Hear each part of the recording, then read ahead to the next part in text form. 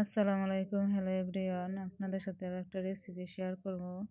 আজকে আমি রান্না করব সিম ভাজা। আমরা অনেকেই সিম ভাজি বা তরকারি খেয়েছি, ঝোল খেয়েছি। কিন্তু আজকে আমি একদম নূতন স্টাইলে রান্না করব। এটা আমার শাশুড়ি মায়ের কাছ থেকে শেখা। তো এখানে আমি সিমগুলো সুন্দর করে কেটে কুটে ধুয়ে নিছি। এখানে আপনার দেশি সিমটা হলে এটা খেতে আরও মজা হয়। তো এখানে হাইব্রিড সিমটা আমি অনেক লম্বা লম্বা থাকে, তো ৩ টুকরো করে কেটে নিছি। এখানে আমি পেঁয়াজ কুচি আর মরিচ কুচি নিছি। সামান্য উপকরণ দিয়েই সিম ভাজাটা হয়ে যায়। তো চলুন রান্নাটা শুরু করা যাক। তো আমি চুলায় কড়াই বসায় দিছি। কড়াইতে আমি সামান্য একটু পানি দিয়ে দিছি। এখন এই পানির ভিতরে আমি সিমগুলোকে দিয়ে দেব। একটু সিমটাকে আমি সুন্দর করে একটু সেদ্ধ করে নেব।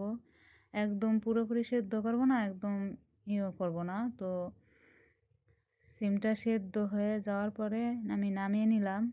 দেখুন আমার সিমটা কত সুন্দর সেদ্ধ হয়েছে। তো এখানে আমি কড়াইতে পরিমাণ মতন তেল দিয়ে দেব। মরিচ পেঁয়াজ দিয়ে দিছি। এখন একটু তেল দিয়ে দেব। তেল দিয়ে আমি মরিচ পেঁয়াজটাকে একটু ভেজে ভেজে নিব। ভেজে নেওয়ার পরে এখানে আমি দিয়ে দেব আপনার হলুদ গুঁড়ো, সামান্য পরিমাণ হলুদ গুঁড়ো দেব। তারপর দিয়ে দেব সামান্য পরিমাণ লবণ। তারপর এটাকে আমি ওই মরিচ আর পেঁয়াজের সাথে কষিয়ে নেব। এটুকুই মশলা দিয়ে আমি সিম ভাজিটা করে নেব। এর সাথে আর কোনো মশলা লাগবে না।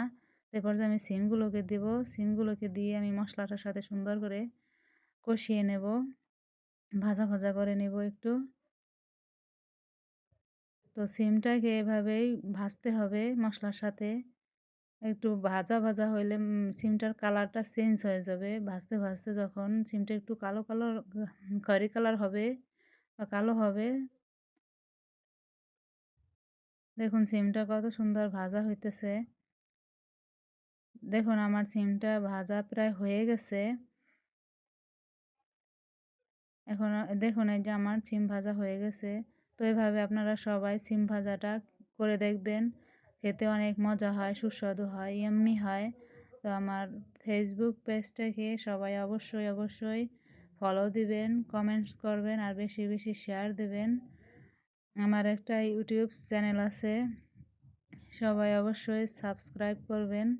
নিঝুম কিচেন কিচেন নামেই আমার ইউটিউব চ্যানেল।